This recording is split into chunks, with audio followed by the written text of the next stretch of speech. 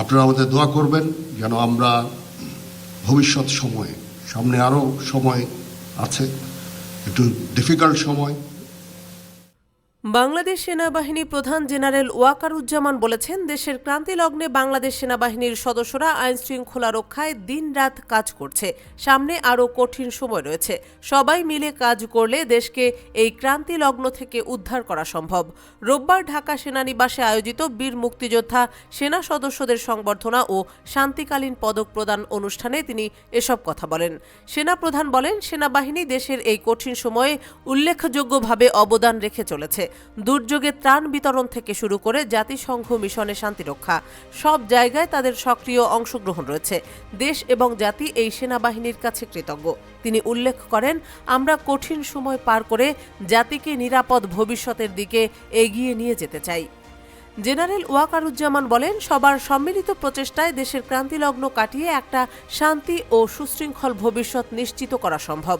মুক্তিযোদ্ধা সেনা সদস্যদের কাছে দোয়া চেয়ে সেনাপ্রধান আরও বলেন, সামনে আরও সময় আছে, একটু কঠিন সময় পার করতে হবে আমাদের। আমরা যেন দেশ ও জাতিকে একটি ভালো জায়গায়, একটি নিরাপদ জায়গায় নিয়ে যেতে পারি, সেজন্য দোয়া করবেন।